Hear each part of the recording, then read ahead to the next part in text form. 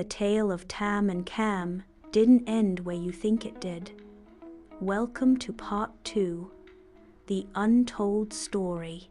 Since Cam's sudden death, a haunting silence has settled over the place she once shared with her mother, where spiteful laughter once rang. Now only echoes remain. The air hangs heavy with abandonment, thick with the weight of solitude. Weeds crawl up decaying walls, as if nature yearns to erase what time forgot. Beneath the crumbling stone lie fragments of a lavish yet bitter past, long buried in shadow. In the dim glow of the room, shadows dance along the walls, wrapping the stepmother's figure in a veil of grief. Before the altar, she lowers her head, incense curling upward like a silent cry to the unseen. The air is thick, the candlelight unsteady, casting her worried face in shifting light, a mask torn between sorrow and guilt. Her voice trembles, barely a whisper. "Forgive me, Cam. I'm sorry. So sorry." She commits to remembrance, not just in mourning, but in something that lives on.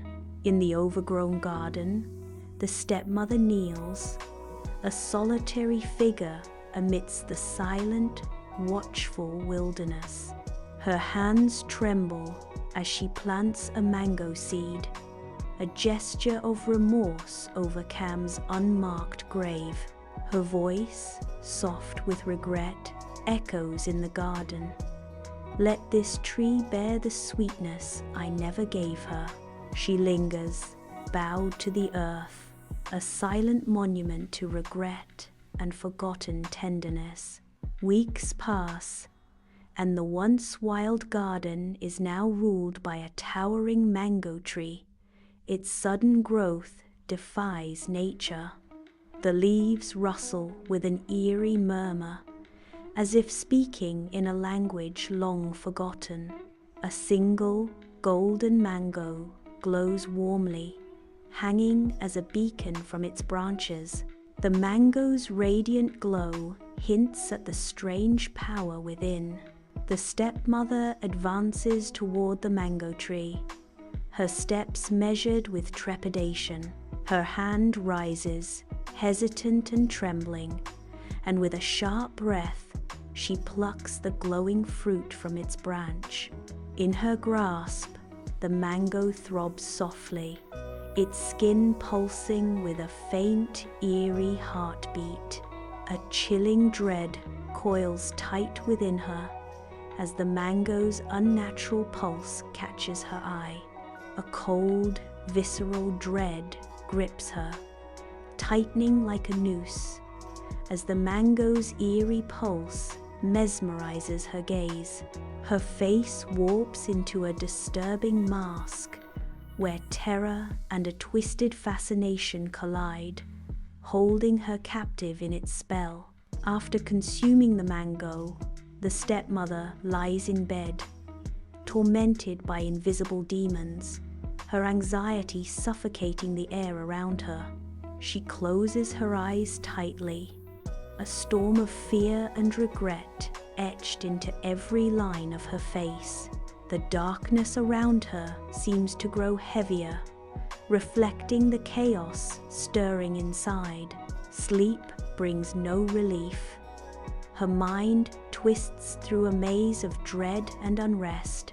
Then, in the eerie silence of her nightmare, a ghostly figure emerges. Cam, standing silently at the edge of her bed. Her eyes lock onto the sleeping stepmother, a silent, heavy accusation lingering between them. Then, cutting through the silence, her voice whispers coldly from the shadows. "Did you enjoy the taste of me, mother?" The stepmother lies motionless, blind to the nightmare unfolding in the room. Cam's ghostly form looming, silent and unrelenting. The stepmother startles awake, her scream piercing the silent darkness of the room. The stillness is suffocating, broken only by the thunder of her heartbeat, pounding wildly against her ribs like a warning she cannot hear. The shadows in the room feel alive, pressing in with unnatural stillness. She doesn't see it, but something is there, watching. The air is cold and heavy, charged with a presence that doesn't belong, whispers without voices, eyes without form, and a dread that coils tight around her soul. She struggles to catch her breath, the weight of Cam's memory pressing down on her. The darkness thickens, swallowing all comfort, leaving her trapped with fear in the room's rotting silence. The decaying house becomes a canvas for Cam's escalating nightmares. The mango reappears, half devoured, its torn flesh bleeding a dark red syrup that glistens in the gloom. Night after night, the stepmother's sanity frays, her eyes widening with a paranoia that consumes her. The stepmother wanders without purpose, her footsteps echoing through the empty, lifeless halls. Her mad mutters spill fractured words, names, and pleas, as if speaking to ghosts only she sees. Her eyes, hollow and haunted, mirror the decay that consumes the house around her. Peeling wallpaper and dust-laden furniture reflect her deteriorating mental state. The house mirrors her inner chaos, a decaying shell echoing her unraveling mind. The stepmother drifts into the garden, coming to a halt beneath the mango tree, drawn there by some unknown pull she cannot explain. A sharp pain grips her chest. Breath falters, vision dims. An unseen force tightens its hold. Her heart betrays her. She releases a final, haunting cry, lost to the silence, unheard. With her final breath, she collapses silently to the ground, her death unnoticed and alone. Over time, the ground around the tree turned barren, a lifeless wasteland where vibrant growth once flourished. Villagers assemble, fear etched into their faces as they steal anxious glances at the eerie, unnatural tree. Hands trembling, they cross themselves, desperate for protection from the unseen forces haunting their land. In the royal nursery, Queen Tấm and the king beam with joy as they gaze at their newborn son, Binan. Joy radiates from the royal couple, filling the room with warmth and light. The nursery, bathed in soft light, becomes a sanctuary of love and new beginnings. Queen Tăm's eyes reflect pure, maternal affection as she looks at Binan. The king stands tall, his heart swelling with pride and protectiveness for his son. In this moment, time seems to stand still as the royal family basks in the glow of their new arrival. The kingdom awakens to pure joy with the birth of Prince Binan. The world is filled with birdsong as the land itself seems to celebrate. Storms retreat, skies clear, and the realm breathes in harmony with its new prince.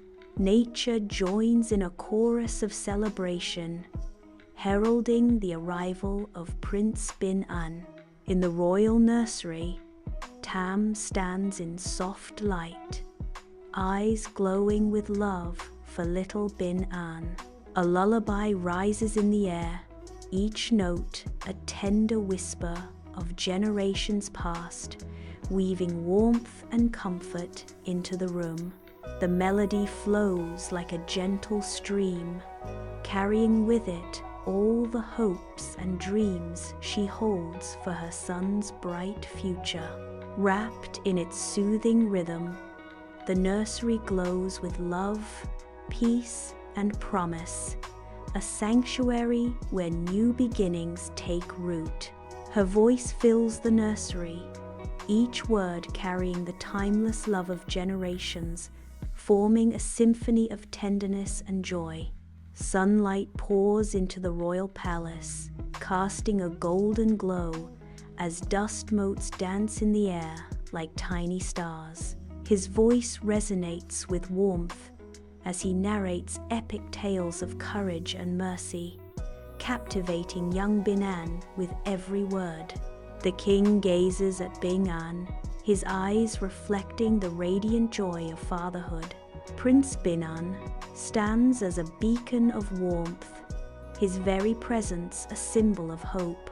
Gifts gather around him, heartfelt tokens of love and admiration that reflect the generosity he so freely gives. Blessings flow in abundance, each one a joyful tribute to the lasting goodness he brings to the lives of those around him.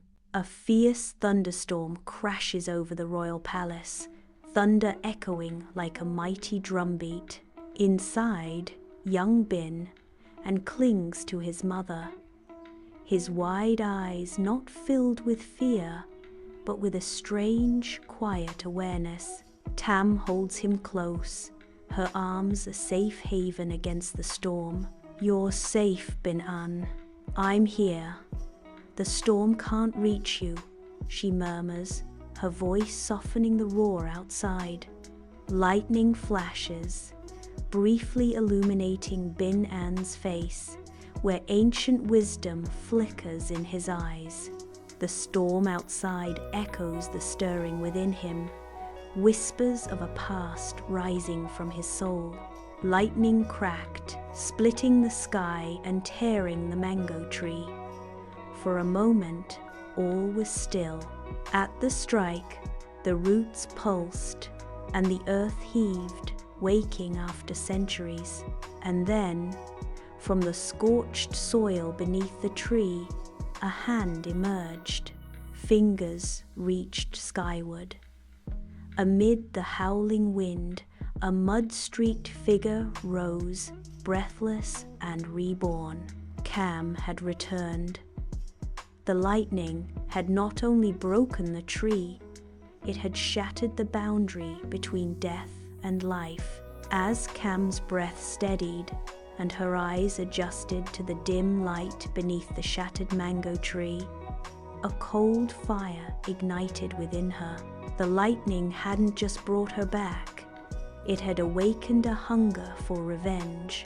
Her wide, unblinking eyes fixed on the distant palace lights where Prince Bin-an slept, unaware of the looming shadow. Cam vanished into the storm's mist, silent and swift, intent on seizing the prince and reclaiming her loss. Morning broke softly over the royal palace. The storm passed, leaving damp stone and scattered leaves. Soft light filtered through the nursery's curtains, casting delicate patterns. Everything was too quiet.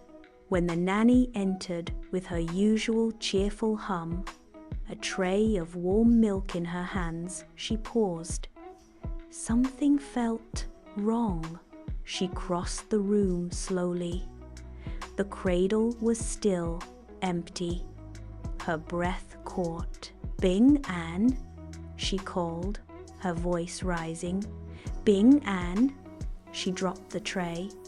The clatter echoed through the halls like a warning bell. Minutes later, the palace erupted. Guards rushed, servants cried, and Tam hurried to the nursery, the king close behind, face tight with disbelief. "Find him," the king roared. "Seal every gate Search every hall, every shadow. The queen collapsed beside the cradle, clutching a tiny, crumpled blanket to her chest. But no trace of the prince remained. A mud-covered scout burst in, breathless. A child's cry in the old southern quarter by the river Cam's old house. A silence fell, cold, heavy. The king signaled, and guards rode swiftly down overgrown paths to the vine-choked, half-collapsed house. Inside, beneath a threadbare shawl, Prince Bin An sat dirt-smudged but alive, eyes wide and tears silent. Beside him, faint footprints, a snapped hairpin, and Jasmine's scent lingered like a ghost. Cam had vanished into the shadows, but the warning she left behind echoed loudly. This was far from over.